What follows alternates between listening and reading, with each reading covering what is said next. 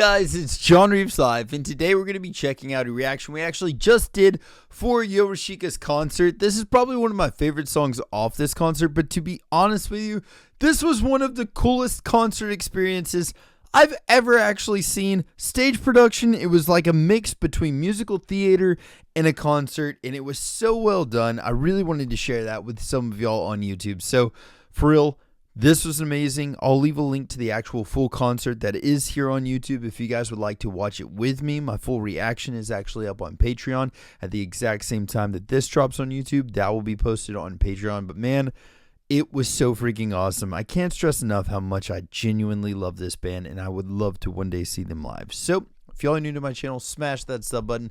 Let's check this out together. Freaking boom! Okay, that was freaking perfect.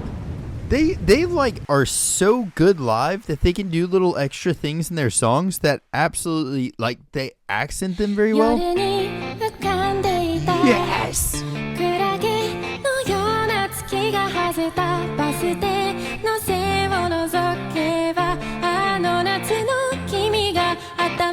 my favorite support. This one's awesome as well too.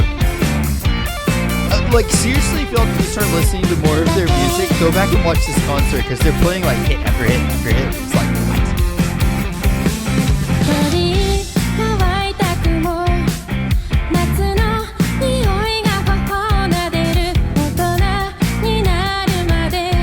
Also, really quick, I just want to say something so you guys maybe like focus on this a little bit, because this is like one big thing that I really admire about her as a vocalist. The way that she can go in and out of her falsettos, like, effortlessly. Going into your falsetto from, like, your normal singing voice is pretty easy to do, I think, working your way into it.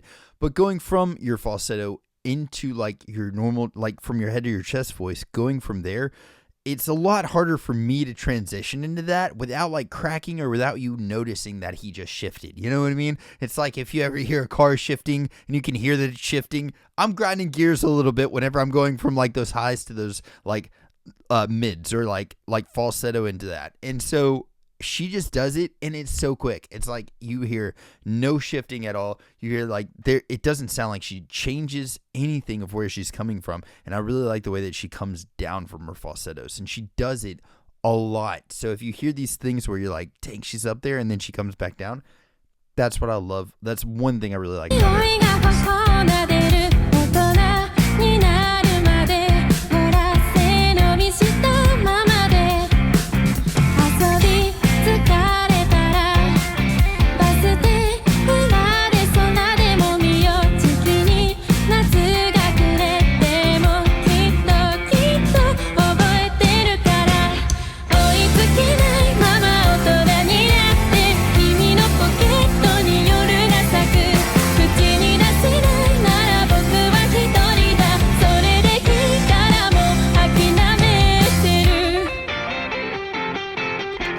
Just shreds guitar, dude.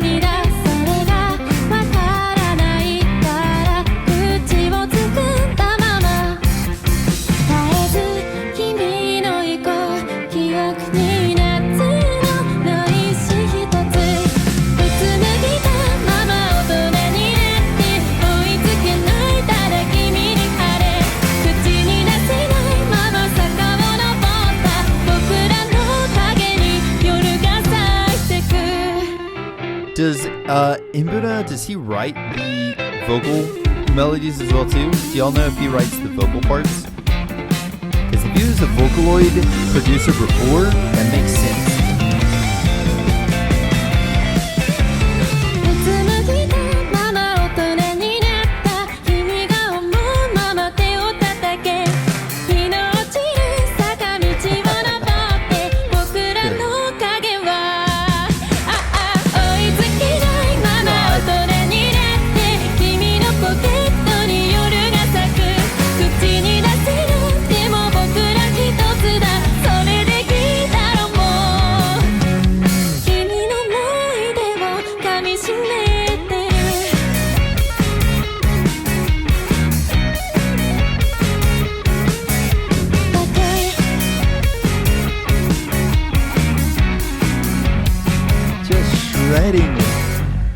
So that's why he was supposed to be taping it down, but that's why he was holding it down with his fingers there at the ending? Is that what's going on there, Mushcat? But, so, Dragonfly, do you know, like, does he write... I think they did this at the aquarium, but I ain't making shit.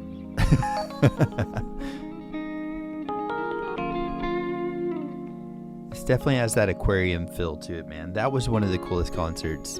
They did a concert in an aquarium with this huge glass wall, just like all this sea life floating behind them. It was beautiful.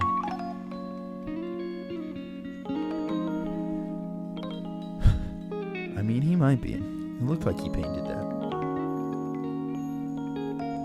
So I assume he does the vocal melodies too. Okay. But that makes sense that he's writing these things because they're so all over the place. They're very Vocaloid, and for her to be able to execute it perfectly live, that's what I'm saying. If Inbuna does write the vocal melodies for this, it makes sense because it's very Vocaloid in some parts, but she is so good at executing it.